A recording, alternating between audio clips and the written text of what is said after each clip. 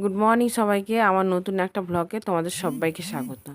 বলো সবাই কেমন আছো? আশা করছি সবাই ভালো আছো। তো বন্ধুরা, তোমাদের ভালোবাসায় আমরাও ভালো আছি। দেখো, সকাল থেকে আজকে আমি ব্লগটা স্টার্ট করলাম। তো ব্লগ স্টার্ট করার আগে আমার মোটামুটি বাসি কাজগুলো হয়ে গেছে।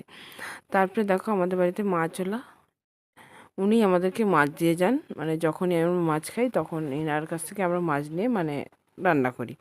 তো যাই হোক, দেখো সেই টাইমটায় আমার বড় ছেলে ছিল, তো সেই একটু ক্যামেরাটা করে দিয়েছিল, তাই তোমাদের সাথে একটু শেয়ার করতে পারলাম। এমনিতে আর ভালো লাগে না এখন আমাকে ভিডিও করতে, জানো। এমনিতে ভিউজ নেই, একদম রিচ ডাউন হয়ে গেছে।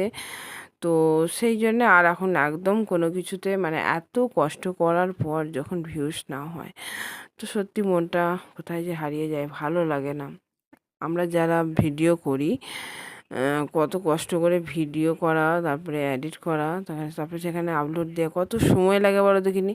সেখানে বরঞ্চ একটা বাচ্চা ছেলে, আমার ছোট ছেলে আছে, আমি মাঝে মাঝে ভাবি যে আমার ছোট ছেলের পিছনে খাটলে হয়তো আমার ছোট ছেলেটা একটু আরও ভালো যত্ন সহকারে মানুষ হবে। কিন্তু না, আমি ভিডিওর পিছনে এত সময় দিয়ে ফেলি, মাঝে মাঝে খুব খারাপ লাগে ভিডিও ভিউস না দেখে। তো যাই হোক বন্ধুরা, অনেক কথা বললাম, না বললেও এগুলো হয় না, ভালো লাগে না। ওই জন্য আমি রোজ আগে প্রায় ভিডিও দিতাম, ভালো লাগতো, কিন্তু এখন আর ভালোই লাগে না। তো দেখো, মাছটা নেওয়া হয়ে গেছে। তো মাছটা নেওয়া হবার পর আমার বর বাড়িতেই ছিল। ছিল কি, তখন 7টা বাজছে, 7টা, সাড়ে 7টা বাজছে। তো ছোটোটাকে স্কুল দিয়ে আসার পর ও চলে এসেছিলো। তারপরে ওর কাজে যাবে 8:30 এরকম। তো মেয়েটাকে ভাত বসাবো বলে রেডি হয়েছি। তো জাস্ট বাসি কাজটাই হয়েছে। তো একটা গামছা গায়ে দিয়ে বাইরে বেরিয়ে পড়েছি চাল ধোয়ার জন্য। তো আমার ছেলে আমাকে একটু তোমাদের সামনে দেখিয়েও ফেললো। তো আমার বরকে বলেছি, তুমি মাছটা বেছে দেবে আমায়। আঁশগুলো লোকটাকে বললাম। ওই লোকটা যখনই মাছ দিয়ে যায়, তো কোনোদিন আমাদেরকে মাছ ছাড়িয়ে কেটে কুটে দিয়ে যায় না, বলে আমি পারবো না, ওর শরীরে কোনো একটা প্রবলেম আছে, সেই জন্যে। যাই হোক, মানুষটা ব্যবসা করে খাচ্ছে, আর কিছু বলা হয় না, তো দিয়ে যায়, নিই আমরা। তো আমার বরকে বললাম, তাহলে তুমি ছাড়িয়ে দাও। তো দেখো, ও বলছে আমি পারবো না এসব কাজ, বলছে আমার হাত থেকে আঁশটি গন্ধ যাবে না। তো আমি মাছ ফাছ ছাড়াতে পারবো না। এমনিতে কোনোদিন করে না, কিন্তু আমি বারবার বলার পরে তো ছুরি নিয়ে দেখো একটা ক্যারিতে হাত দিয়ে যে মাছটাকে চেপে ধরে, তো এইভাবে মাছটাকে আমার ছাড়িয়ে দিচ্ছে। যাই হোক, আমি আর কিছু বলিনি, তো হাসছিলাম যে এইভাবে ছাড়াচ্ছ কেন? আমিও তো যখন মাছ ছাড়াই, তো আমার কি হাত দিয়ে হাঁসটে গন্ধ বেরোয়? বলছে না, তোমরা মেয়েরা তোমরা কত কী কাজ করো, তোমাদের কিছুই হয় না, কিন্তু আমরা ছেলেরা এইসব কাজ করলে ঠিক স্বভাব মানায় না। তো যাই হোক, এসব কথা বলতে বলতে দেখো মাছটা ছাড়ানো হয়েও গেছে। আর আমি বেশি কথা বাড়াইনি, কারণ যেহেতু অনেকটা টাইম আমারও লেগে যেত, আমার এদিকে রান্না করতে হবে। ছোটোটাকেও রেডি করে পাঠালাম। তো এমনিতেই ঘুম থেকে উঠতে দেরি হয়ে গেছে। এটা প্রায় হচ্ছে এই গরমটা পড়ার পর থেকে, জানো, রাতে ঠিকঠাক ঘুম হচ্ছে না। তো ভোরবেলাটা বেশ ঘুমিয়ে যাচ্ছে, আর উঠতে এক গাদা বাসন, দেখো কলতলায় সব জড়ো করা আছে। এগুলো সব বাসন মেজে ঘাটেই বেশিরভাগ মাঝে আমি ঘাটে বাসন মেজে এখানে রেখে দিয়েছি। ধোয়ারও এখনও টাইম হয়নি। তার মধ্যে আবার বড় কাজে যাবে বলে আমি একটু মাছটা ভেজে দিলেও তো খেয়ে দুটো খেয়ে যেতে পারবে, তারপর দুপুরবেলায় খেতে আসবে। কিন্তু এখন তোকে গিয়ে কাজ করতে হবে, এখন দুটো ভাত খেয়ে গেলেও হয়। তো সেই জন্য আমি আবার তাড়াতাড়ি বটি নিয়ে বসে পড়লাম মাছটাকে কাটতে। ও তো কেটে দেবে না, যাই হোক ছাড়িয়ে দিয়েছে তাই বড় কথা, আবার কাটাকুটি আমি আর কিছু বলিনি ওকে। যাই হোক, তো দেখো বড় বটি নিয়ে আমি বসে পড়েছি। এটা বড় বটিটা আমারই, এই বটিটা করে আমি আনাজ কুটি, তো কোনো অসুবিধা হয় না। চলো তাড়াতাড়ি করে মাছটা কেটে ধুয়ে একদম বরকে ভেজে দিতে হবে, ও ভাজা মাছই আছে খেয়ে যাবে। আর সবজিও কখন কাটবো, এদিকে করতে গেলে ওদিকে হবে না, আবার ওদিকে করতে গেলে এদিকে হবে না। তো যাই হোক, চলো, ওদিকে ভাত হচ্ছে। তো বড় ছেলে এখনও টিউশনে যায়নি, তো সে একটু ক্যামেরা আমাকে ধরে দিয়েছে।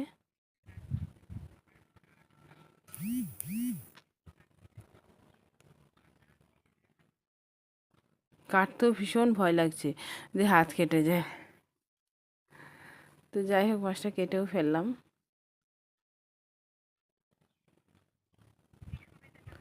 তারপরে ঘুম থেকে উঠে সমস্ত বাসি টাসি কাজ করতে আর করতে তো এতটা দেরি হয়ে যায়। আর বেশিরভাগ দিনই এত ঘুমিয়ে যাচ্ছি, সকালটা ঠিকঠাক করে উঠে যে তাড়াতাড়ি যে কাজটা করে নিলে তাই অনেকটা কাজটা এগিয়ে যায়। আবার এই দেখো না, রান্না হবার আগেই কাজ গুছোতেই আমার ছোটো ছেলের টাইম হয়ে যায় 10:30টায়, তো ওকে আবার আনতে ছিটতে হয়। তো আমার তো চাই বলো কোনো কিছু খাবারই টাইম হয় না, তো আমি যদি খাই এদিকে সময় হয় না।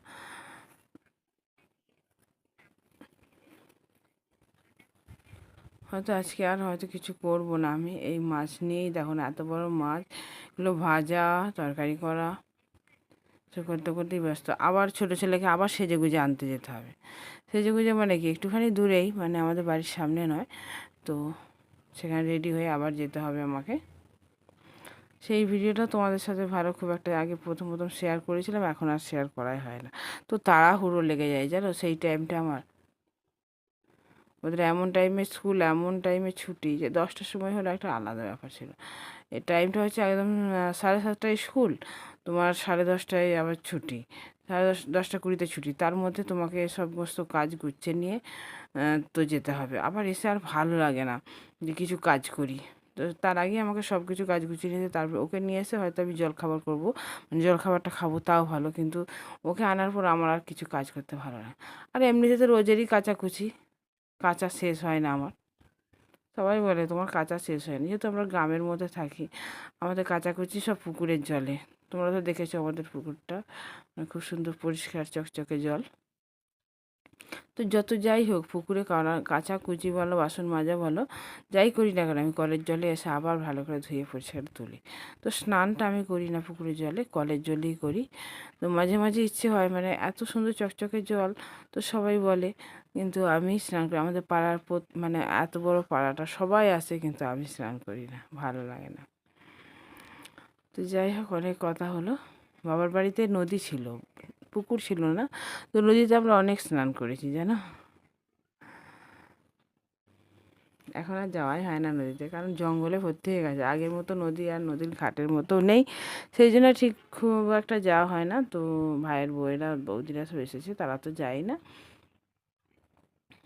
আর আমরাও গিয়ে আর যাই না, ভালো লাগে না। আগে যেমন চঞ্চলতাটা, মানে ছুটোছুটি হুটোহুটি বলো সব করতাম, এখন আর ভালো লাগে না, যেখানে বসে থাকবো তো চুপচাপ হয়ে গেলাম। বাবার বাড়ি গেলেও তোমার ঘর থেকে বাইরে কারো কাছে মানে গিয়ে গল্প করবো, সেটাও আর ভালো লাগে না। তো গিয়ে বাড়িতেই বসে থাকি একদম। এখন তো একা হয়ে গেছি, আগে যেমন বাবা মা ছিল তবু একসাথে বসে বসে সবাই গল্প করতাম, এখন তো পুরো একাই। ভাইজিরা আছে, আমাকে ছাড়ে না গেলেই, তারাও বোঝে যে হয়তো পিসি একা অনুভব করছে, তো সেই জন্য ওরা আমাকে ছাড়েই না। তো প্রথমে দেখো এত বড় মাছের মধ্যে একটুখানি ডিম বেরিয়েছে, তো দেখো মাছগুলোকে সব ধুয়ে নিয়ে চলে এসেছি, ধুয়ে পরিষ্কার করে তেল, মানে সরি, নুন আর হলুদ মাখিয়ে তো রেখে দিইনি, ভাজতে শুরু করে দিয়েছি। এই মাছ ভাজা খেয়েই হয়ে যাবে। দেখো ভাতটা আমি হাফ ফুটিয়ে নিয়েছি, তো ওদিকে যেহেতু কাজ করছিলাম, দেখো ভাতের মধ্যে কত ফ্যান পড়েছে দেখো, মানে গ্যাসটা আমার, ওভেনটা আমার ভর্তি হয়ে গেছে। তো বড় ছেলে ও এসে গিয়েছিলো, তো ওকে বলেছিলাম একটু দেখতে, যে ফ্যানটা যখন, ভাতটা যখন ফুটবে তখন ঢাকাটা একটু খুলে দেবে, কিন্তু না, ও নিজের কাজেই ব্যস্ত ছিল। তারপরে দেখো রান্না বান্না করে ছেলেকে স্কুল থেকে নিয়ে স্নান টান করে, তার মধ্যে বর খেয়ে দিয়ে কাজে চলে গিয়েছিলো। তো কাজ থেকে তারপরে আবার দুপুর 12টার সময় খেতে এলো, সবাই মিলে দেখো খেতেও বসে পড়েছি, আর ছোটোটাকেও নিয়ে চলে এসেছি। আর কী কারণে এটা ভিডিওটা অনেক দিনে, বড়টা আজকে স্কুলে যায় না, তো সবাই মিলে দেখো খেতেও বসে পড়ছি। আর আমার বড় ছেলে মাছের মুড়ো খেতে খুব ভালোবাসে, তো সেটাই দেখো ওকে দেওয়া হচ্ছে, কিন্তু আমার ভাল লাগে না খুব একটা, কিন্তু ও দেখো অত বড় দুটো মুড়ো মানে দুদিনে খেয়েছিল। আমি ভেবেছিলাম শাক দিয়ে করব, কিন্তু বললো মা আজকে করো না, তুমি অন্য দিন করবে। তো যাই হোক, ছেলের বায়নাতে আমি কিন্তু আর শাক রান্না করিনি, আর আজকে আমি রান্না করেছি এই যে আমের চাটনি আর মাছের হালকা পাতলা ঝোল করেছি। তো এটা দিয়ে আমাদের খাওয়া হয়ে গিয়েছিল। তো তো বন্ধুরা, আমার ভিডিওটা তোমাদের কেমন লাগলো অবশ্যই কমেন্ট বক্সে জানিও। প্রথম থেকে বক বক বক বক করেই গেলাম, কি বললাম আমি নিজেও জানি না, তোমরা অবশ্যই শুনে আমার কমেন্ট বক্সে অবশ্যই জানিও। তারপরে খাওয়া দাওয়ার পরে একটু রেস্ট নিলাম, তো বর তো খেয়ে দিয়ে কাজে চলে গিয়েছিলো। তো ও আসার আগে আমি এখানে একটু শর্ট ভিডিও বানাচ্ছিলাম, সেটাই তোমাদের সাথে একটু শেয়ার করে নিলাম। এই জায়গাটায় আমি বেশিরভাগ শর্ট ভিডিও বানিয়ে থাকি। তো মানুষ, সে পুকুরের কথা বলছিলাম না, এই সেই পুকুর। তো এখানে সবসময় মানুষ যাতায়াত করে, যেহেতু পুকুরে ঘাট আছে স্নান করার জন্যে। তো তার ফাঁকেই আমি এখানে ভিডিও করি। অনেক লোক অনেক কথা বলে, আমি কোনো কথাই কানে দিই না। মাঝে মাঝে আমার বর আসে, ও ধরে দেয় ফোনটা, সবাই দেখে। তো বন্ধুরা, চলো এবার বাড়ি যাই। অনেক বক বক করলাম তোমাদের সাথে। আর এই ভিডিওটা কিছুটা মুহূর্ত হচ্ছে তারপরের দিনে, কারণ সেদিনকে আমি বারান্দাটা পরিষ্কার করছিলাম, ঘরটা একদিন পরিষ্কার করেছি, আর আজকে বারান্দাটা পরিষ্কার করছি। আর আমার ছেলে সে কিছুটা মুহূর্ত তোমাদের সাথে তুলে ধরেছিল। তো আমার ভিডিওটা তোমাদের কেমন লাগলো অবশ্যই কমেন্ট বক্সে জানিও। আর নতুন বন্ধুরা যারা এসে আছে চ্যানেলে প্রথম, তোমরা কিন্তু অবশ্যই আমার ছোট্ট চ্যানেলটাকে সাবস্ক্রাইব করে দিয়ে পাশে থাকো। পুরনোদেরকে তো তাদের অনেক ভালোবাসা। সবাই টাটা, বাই, ভালো থেকো। আবার দেখাবে নেক্সট ভিডিওতে। টাটা।